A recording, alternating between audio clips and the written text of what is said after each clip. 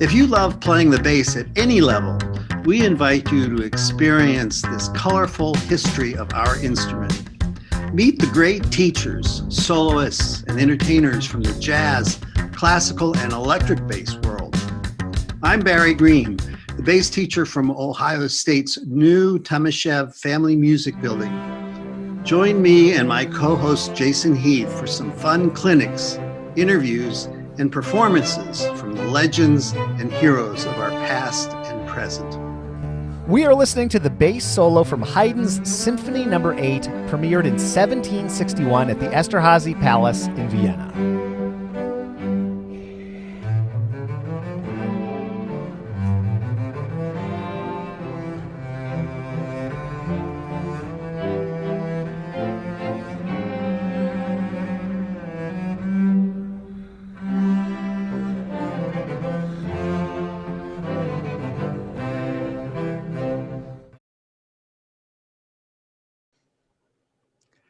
Our featured jazz artist is Indea Owens, who is the bassist with the Jon Batiste band from The Late Show with Stephen Colbert. On the bass, Indea. She brings great energy, a smile, and spirit that transcends all styles of music. Just tell it like it is. Love how you live. When you're doing what you do, just tell the truth.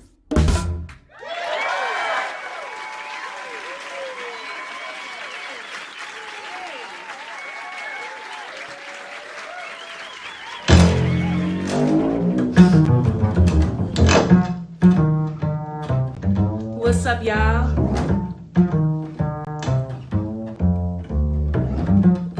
This is Indea Owens,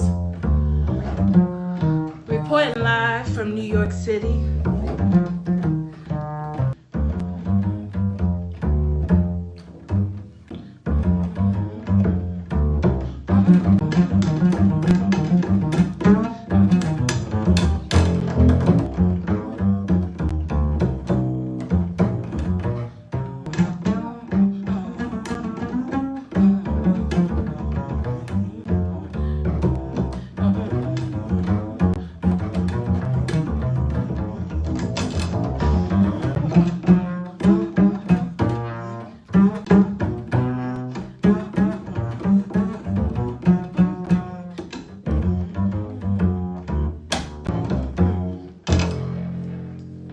Peace, y'all. Play music from these Viennese composers, our basses tuned in fourths create string crossing challenges that didn't exist with the different tunings of the 19th century basses. So let's practice string crossings with Barry. This next section is about string crossings. We're going to all use our open strings, and I suggest at the beginning use adjacent strings. For example, the first set of string crossings might be like this. As the exercise progresses with different string crossings, you can engage a string crossing with 2 strings or 3 strings and go, or even. The rest is on the video. Enjoy your string crossing workout. Okay, let's start with this rhythm on the G and D strings. Notice the yellow box is the measure we are playing.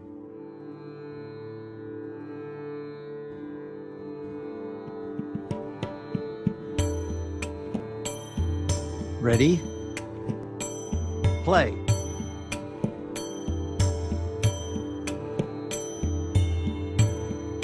Now we will change the pattern and start on the D string.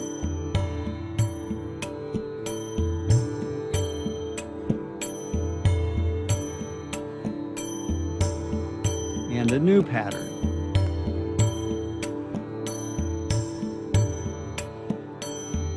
And you can also cross from the G string to the A string.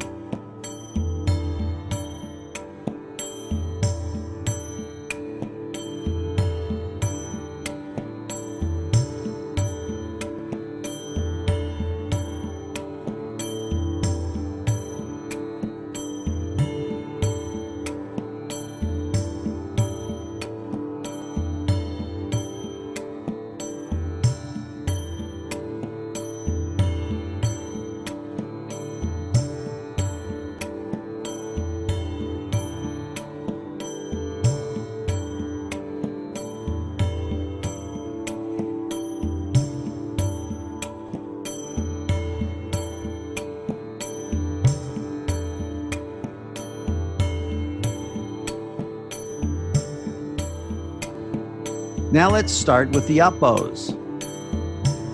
This is a more challenging string crossing.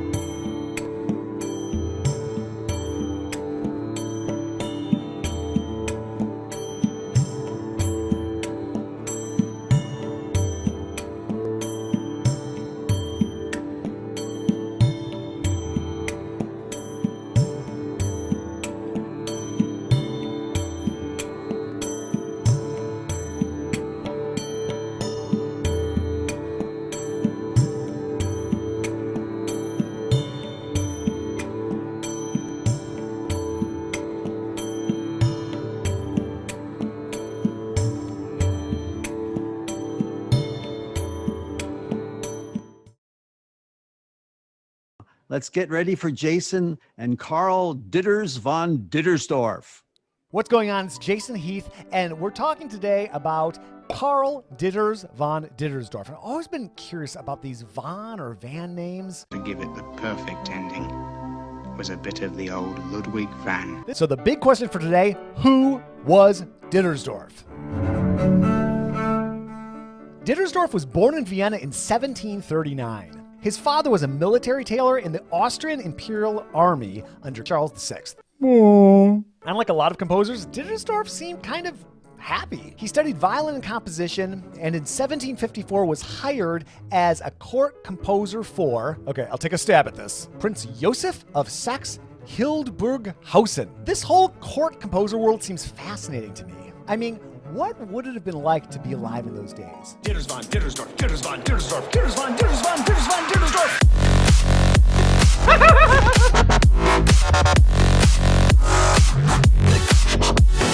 Okay, maybe not like that. He became acquainted with Christoph Gluck, who had just achieved greatness as an opera composer. In 1763, he traveled to Bologna with Gluck, a trip which would have a great impression on his future work as a composer. In 1764, Dittersdorf was given the position of court composer in Johannesburg in the modern-day Czech Republic. This was when he also met the great Joseph Haydn, who would become one of his closest friends. Since this new post required a title, Dittersdorf was sent to Vienna and given the noble title of von Dittersdorf. His full surname thus became Ditters von Dittersdorf, but he's usually referred to simply as Dittersdorf. Johann Vanhal was perhaps Dittersdorf's most famous student. About 1785, Haydn, Dittersdorf, Mozart, and Vanhal played string quartets together. Dittersdorf taking first violin, Haydn second violin, Mozart viola, and Vanhal cello.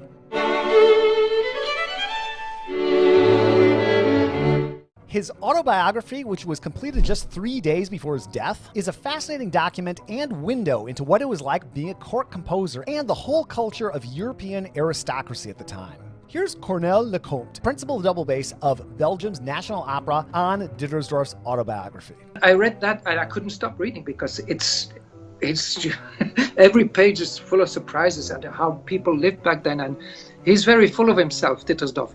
You can see that, but at the same time, it's so interesting to see how they lived and how his life went and how life at the court went, and you just wished you could be there just for a while, maybe an hour, or just to have this impression and bring it back to the modern world. This leads us to our second topic, which is why is his bass concerto so popular, especially in Europe? First, let's clear up a few points of confusion about the Dittersdorf concerto, although this might actually muddy the waters, so we'll see. One of the big challenges is the tuning system of the time. Composers like Dittersdorf wrote for the bass in Viennese tuning, which can be confusing for bassists who aren't familiar with that.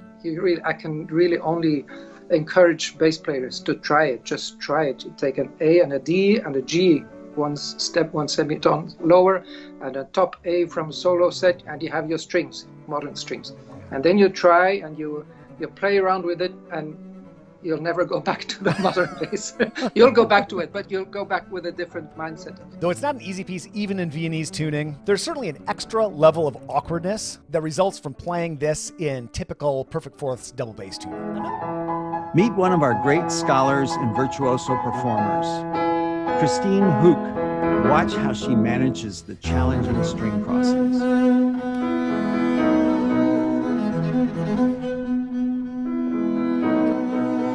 Dittersdorf composed it. It was in 1767. Well, that's a time ago, yeah. So Viennese tuning had this very great time. And it was really la mode in Vienna, the Viennese tuning, and a lot of very strong double basses.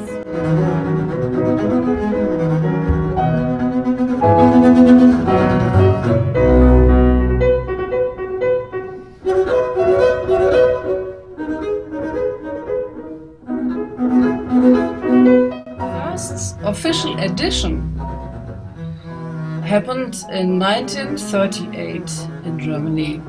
For 150 years in between, Dittersdorf composed it.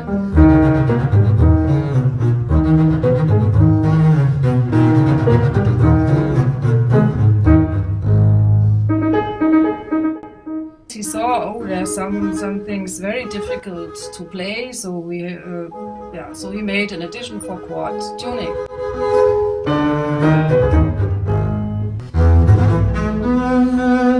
And now, I think people, the technical skills of all the bass players grow a lot since the last 80 years. A lot. So now it's much more possible for us to play it also in chord tuning, even if it's composed for another tune.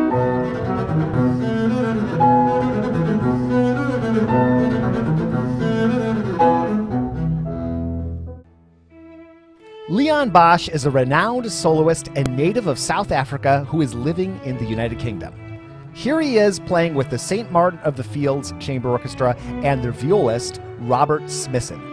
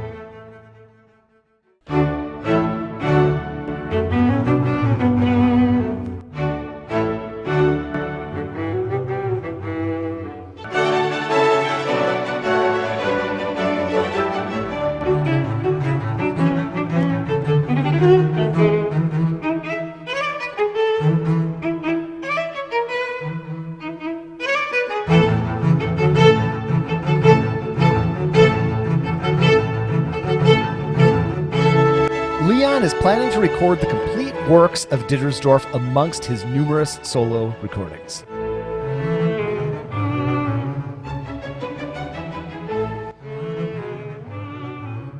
And now, back to Jason for more of the 18th century Viennese composers.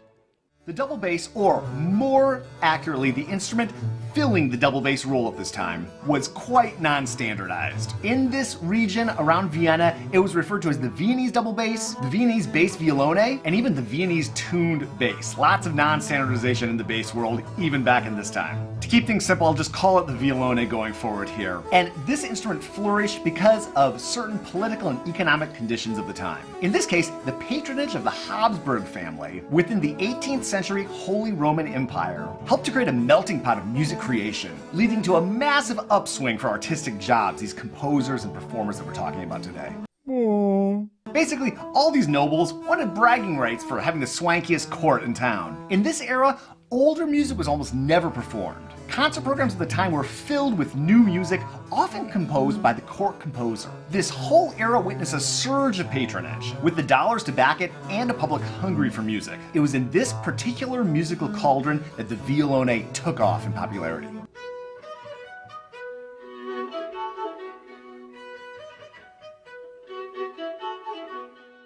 The violone's secret weapon and its Achilles heel was its tuning system. Basically, this thing was optimized for D major, and that allowed for all kinds of fast passage work and arpeggiated passages all over the instrument. The instrument had codified into a 5-string model at this time, and it made keys like D, G, and A sound awesome on the bass.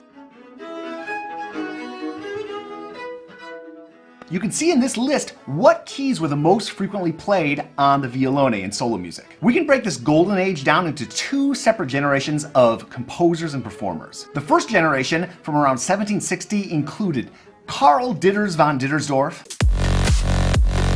Joseph Haydn, and Friedrich Pickelberger. I am a fearless Pickelberger. Herr Mozart wrote this work for me. He shows great respect and honor. I'll be famous in posterity. The second generation started around 1780 and included composers like Mozart, Hoffmeister, Sperger, and Vanhal. So what happened? Everything was going along great, this super cool era of virtuosity on this instrument. What happened? Well, this happened.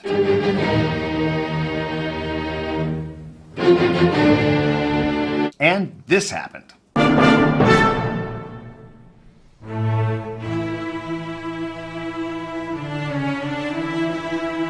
And then this happened.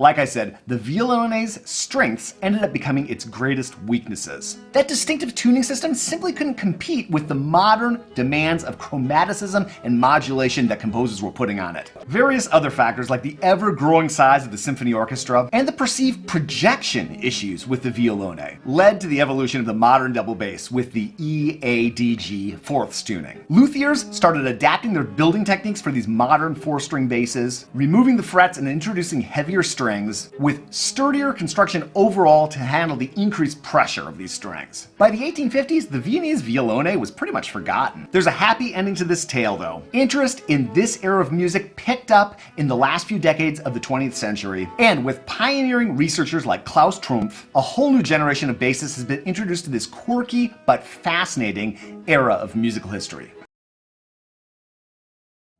And let's hear some of these great pieces, beginning with the Vanhal Concerto and the amazing Bosnian bassist and soloist from Sarajevo, Bozo Paradzik.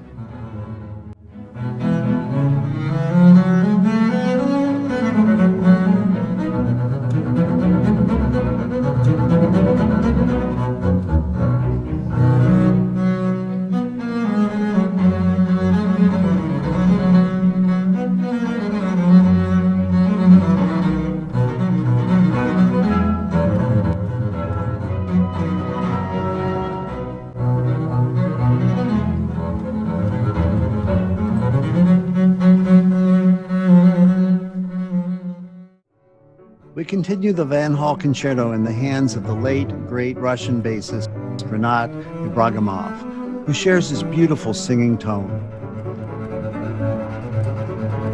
Yes, notice he is playing in the Viennese tuning with the top three strings tuned to the triad D, F sharp, A.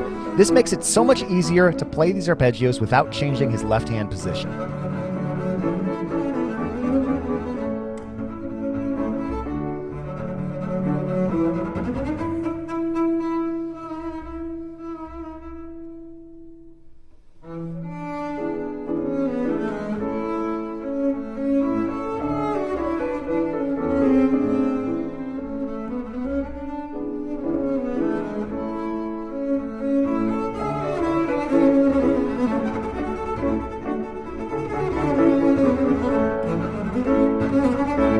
Another important composer of the Viennese school is Franz Anton Hoffmeister. You are listening to the winner of the 2020 International Double Bass Quarantine Challenge. Naomi Shaham won the first prize in the virtuosity category. Yes, she brings an effortless joy to her playing.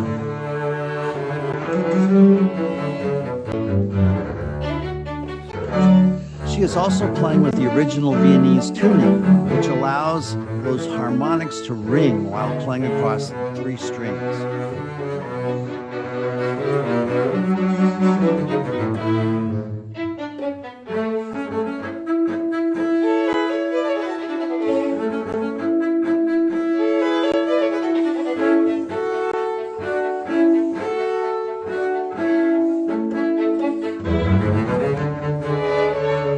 delightful player to hear and watch.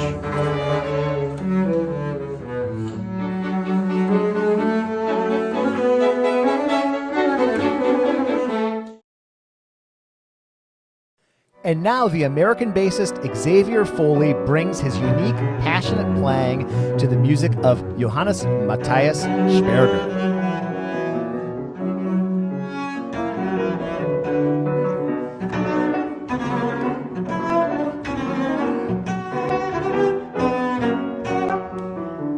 Xavier Foley has launched a brilliant solo career, appearing with major symphony orchestras. He is also a gifted improviser and composer and will present a headliner concert at the 2021 International Society of Bassists Convention.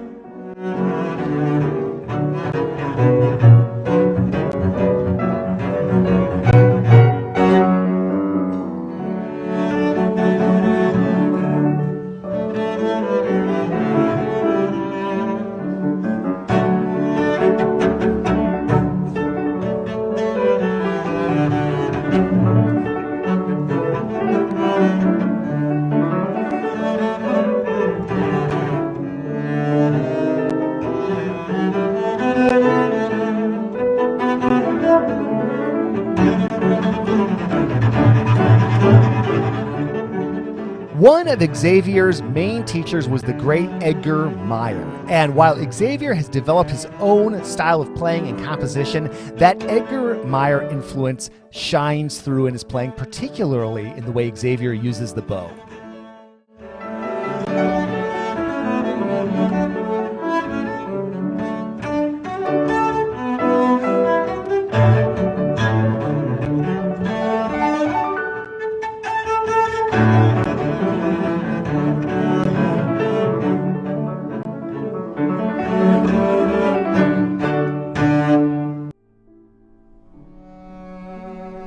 We can hear in Sperger's music just why Klaus Trump was inspired to organize the International Sperger Society.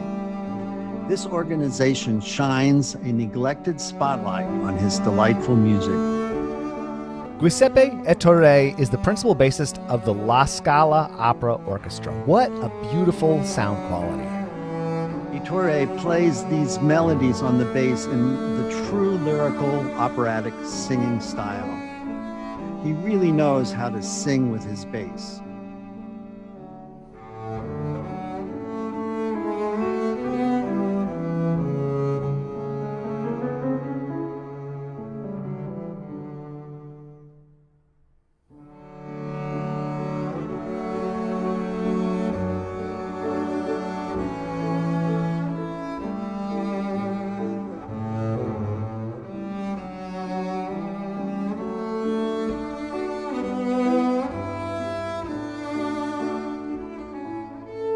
Even the faster notes have time to sound so effortless and elegant.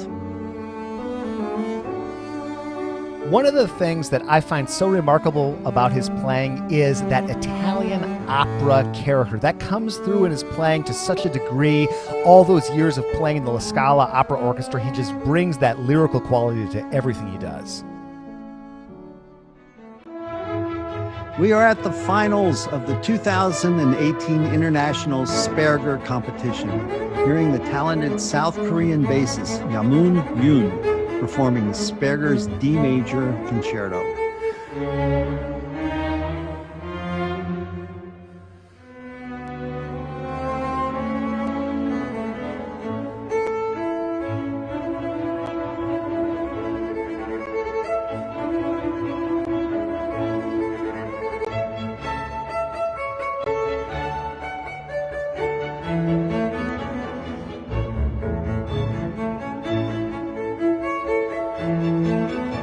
And now we get to welcome back the current artistic director of the Sperger Society, Christine Hoock, performing her own arrangement of the Sperger Romance for Bass Quintet. Christine joins us from the recent opening concert of the International Sperger Society and will tell us more about the competition. Sperger has some pieces with very nice melodies. This is one of it, original composed for solo double bass and string quartet.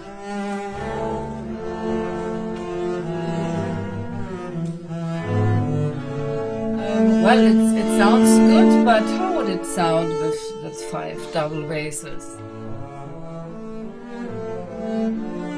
I did the arrangement for the opening concert of the Sperger competition in 2018. Batiste joined us, and Nas Upatnik, Dan Steve, and Hiroshi Ikematsu, so we were a very international quintet.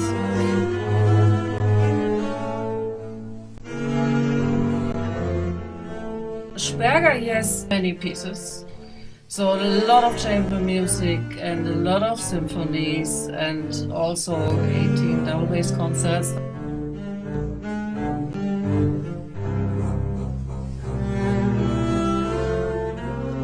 The competition exists already since nearly 20 years. And so next year we will have the 11th Sperger competition. You have it every 2 years. So the pieces from Dittersdorf, Hoffmeister, Vanhal, you can play there. And of course some pieces of Sperger. But it's also important that we have a commissioned piece every 2 years. So in my opinion, this is one of the most important works the Sperger Society is doing, to bring every 2 years a new and a good composition. Thank you, Christine, for your continued wonderful leadership of the Sperger Society.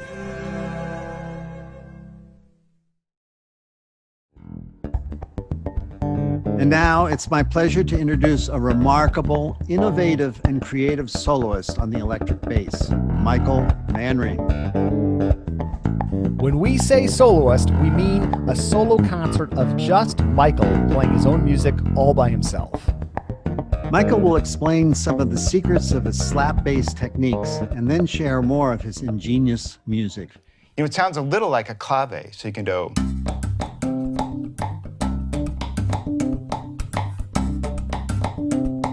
And, I mean, it doesn't have to be complicated. It's good also, you know, just to play.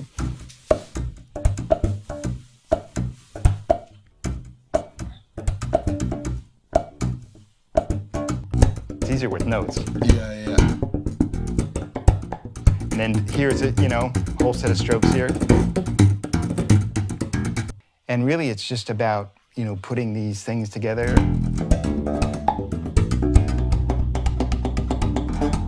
So many different strokes, you know, with that.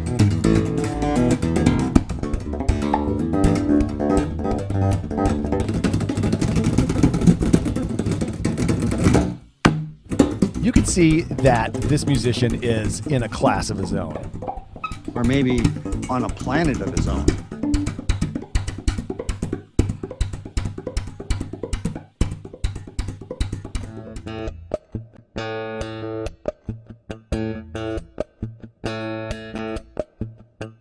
Sardonic is defined as humorous, disdainful, whimsical. So in that spirit, I've added some sardonic grins.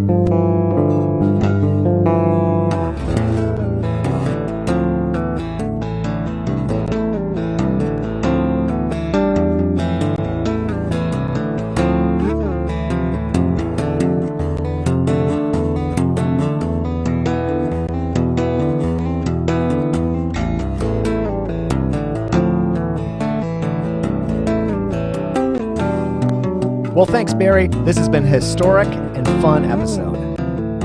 And thank you, Jason, for your whimsical and informative vision into the Viennese double bass. See you in the next episode.